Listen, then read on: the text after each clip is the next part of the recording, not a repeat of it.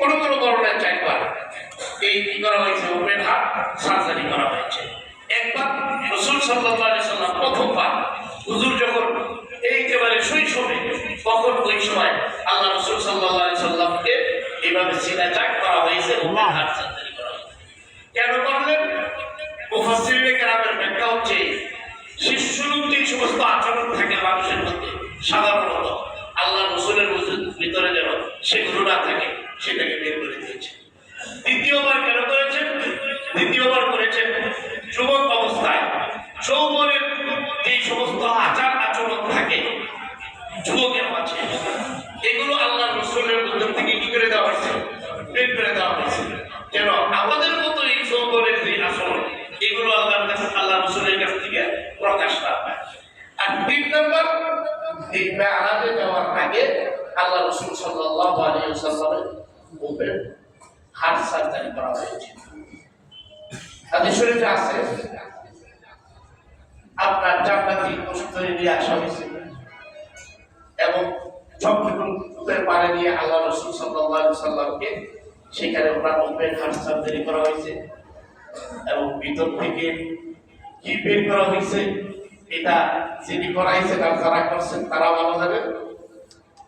তবে হাদিসের ভাষ্য অনুযায়ী এই ওপেন হার্ট সার্জারি করে আল্লাহ রাসূলের মধ্যে হিকমত এবং আপনার কুওয়াত, ঊর্ধ্ব আকাশে চলার মতো যা দরকার একজন মানুষের, এখন ঊর্ধ্ব আকাশে বিভিন্ন পরিস্থিতির সৃষ্টি হয়, সেই জায়গায় যেন আল্লাহ রাসূল কি থাকতে পারেন, ফিট থাকতে পারেন, যা কিছু দরকার কুদরতি ব্যাপার তো সব, এই সব কিছু আল্লাহ রাসূল সাল্লাল্লাহু আলাইহি ওয়াসাল্লামের ভিতরে ওই ওপেন হার্ট সার্জারি করে আল্লাহ তাআলার পক্ষ থেকে দেওয়া হয়েছে।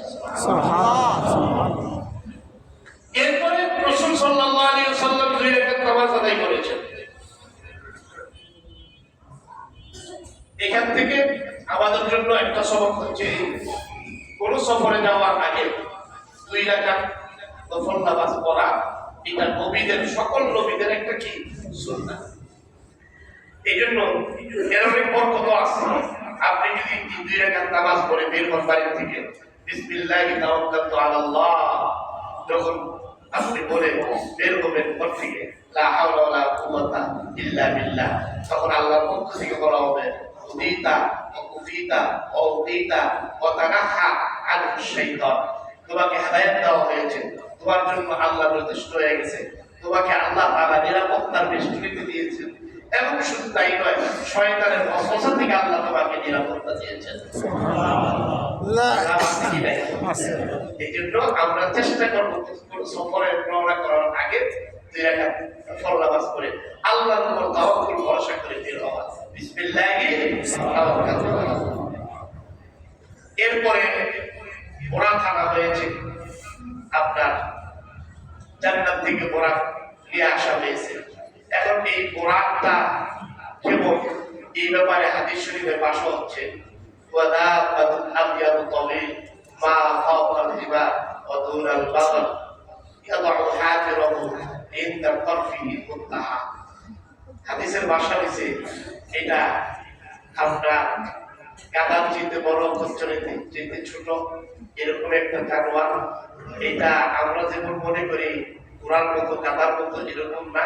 এটা একটা বিশেষ পাগল হিসাবে আল্লাহ তাআলা জান্নাত থেকে আল্লাহ রাসূলের জন্য পাঠিয়েছেন। এটা আপনার প্রতিটি পরিবার, যদি আমরা বোরাক বলি, ভারত থেকে বিজলি চমকায়, বিজলি যত দ্রুত চলে ঠিক বিজলি আকারে চলে। আরেক কথা বলা হয়েছে যে এটার যে